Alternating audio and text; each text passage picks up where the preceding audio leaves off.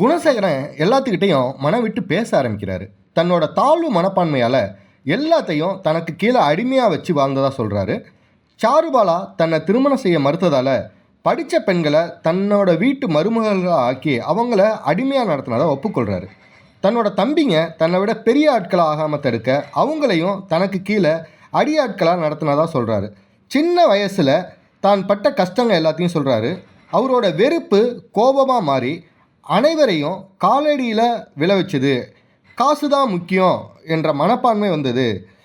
பொம்பளைனா ஆம்பளைக்கு அடங்கி போகணும், அதுதான் நம்ம கலாச்சாரம், இது எல்லாமே நான் தெரிஞ்சு செஞ்ச தப்பு தான், இதுக்கெல்லாம் காரணம் என் சுயநலம்தான் அப்படின்னு சொல்லி எல்லாத்துக்கிட்டையும் மன்னிப்பு கேட்குறாரு.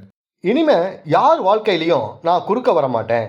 ஈஸ்வரி உள்பட யார்கிட்டையும் எனக்கு எந்த உரிமையும் கிடையாது.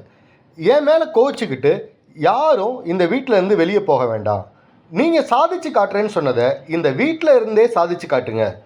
அப்போ நான் என் முடிவை தேடிக்கிறேன்னு சொல்லிட்டு ஒரு தூக்கு கயிறை கொண்டு வந்து அது வரைக்கும் இது இங்கே தான் இருக்குன்னு ஹாலில் வைக்கிறாரு. உடனே ஜனனி சொல்கிறாங்க, நாங்கள் வாழ்க்கையில் முன்னேறத்தான் நினைக்கிறோம், உங்களை தோற்கடிக்க இல்லை அப்படின்னு. அதுக்கு குணசேகரன், வாழ்க்கையில் ஒருத்தர் தோத்தாதான் இன்னொருத்தர் ஜெயிக்க முடியும், நீங்கள் சாதிச்சு காட்டுங்க, இல்லை உங்கள் வீட்டுக்காரங்களை வாழ்க்கையில் முன்னேற வச்சு அவங்க வெற்றிக்கு பின்னாடி நில்லுங்க, அதுக்கு பிறகு நான் இந்த வீட்டை விட்டு நீங்கள் போகலாம் அப்படின்னு சொல்கிறாரு. அடுத்த காட்சியில் ஜீவானந்தம் தர்ஷினியோட கோச்சுக்கிட்ட பேசிக்கிட்டு இருக்காரு.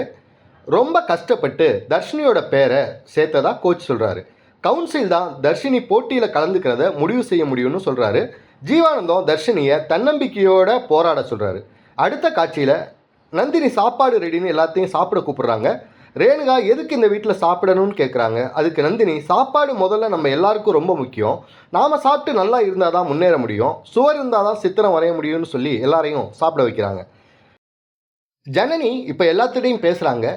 குணசேகரம் மட்டும் நம்ம வெற்றி அடையாமல் இருக்க காரணம் இல்லை, நம்ம இந்த வீட்டில் இருந்து ஒரு வெற்றியாளராக தான் வெளியே போகணும், நம்மளில் யாராவது ஒருத்தர் முயற்சி எடுக்க ஆரம்பிங்க, மீதி எல்லாரும் அவங்களுக்கு சப்போர்ட் பண்ணலாம் அப்படின்னு சொல்கிறதோட இந்த எபிசோட் இன்னைக்கு முடியுது.